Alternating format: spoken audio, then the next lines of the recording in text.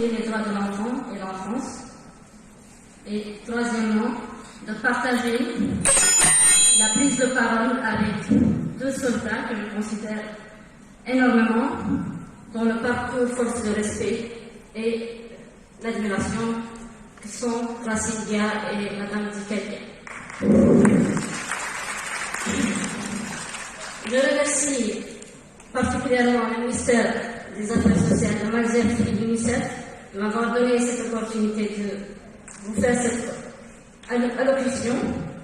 Et sans trop tarder, je vais parcourir rapidement mon parcours pour vous un peu donner un peu l'exemple, peut-être, espérons, aux jeunes.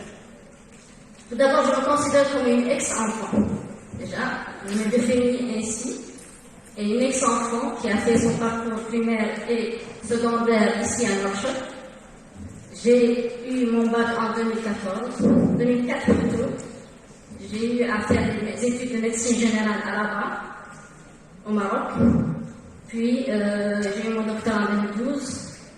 Je suis revenue au pays, j'ai exercé à l'hôpital national et j'ai eu la chance d'intégrer l'institution de l'armée nationale en 2012.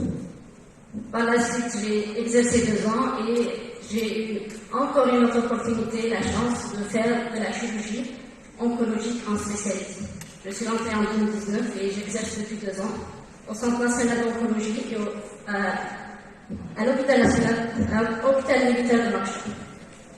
Donc, on n'est pas aujourd'hui ici pour parler de mon parcours, on est aujourd'hui pour parler d'une cause qui est très noble, qui est l'enfance. Et pour commencer, je voudrais tout d'abord définir ce qu'est l'enfance. L'enfance, comme vous le savez tous, c'est une période qui est définie entre la naissance et l'adolescence. C'est une période qui est cruciale, qui est très importante dans notre existence à tous. Et je n'ai pas besoin de vous dire d'être à la place d'un enfant, de l'imaginer, parce que chacun de vous, dès qu'il ferme les yeux, il a déjà ses souvenirs de son propre enfance. Donc on sait ce que c'est être un enfant. L'enfance, c'est une période qui est très cruciale et qui est très importante, où notre personnalité commence à se forger. Cette personnalité-là est déterminée par plusieurs facteurs, dont le plus déterminant, selon moi, c'est l'environnement familial. Pourquoi l'environnement familial? Parce que l'environnement familial, c'est lui qui va influencer le plus nos capacités à nous apprécier nous-mêmes et à essayer de développer notre confiance en soi et notre estime de soi. Et celle-ci est très importante, particulièrement à l'adolescence, parce que c'est la période où la personne, le jeune, il se pose des questions sur son identité, il se pose des questions, un questionnement sur son identité et il a besoin de liberté. Et c'est là où je veux faire mon mot, c'est plutôt parler de la liberté d'expression qu'on doit, une certaine liberté d'expression qu'on doit donner aux enfants. Et une certaine, respecter sa vie privée, respecter son espace personnel. On n'en parle pas trop parce qu'en général, quand on parle de l'enfant, les droits de l'enfant, et ce que vont penser tous ceux qui vont voir cet événement dans les informations aujourd'hui, on a une image dans notre subconscient d'un enfant réfugié, sale et malade et qui a faim. Non, c'est pas forcément seulement cette image-là. Cette journée, elle a été faite pour tous les enfants. Et comme là où on peut intervenir, nous, en tant qu'adultes, en tant que parents, en tant qu'oncles, en tant que tantes, c'est à la maison au niveau familial. La santé, vous n'intervenez pas, vous l'amenez au médecin.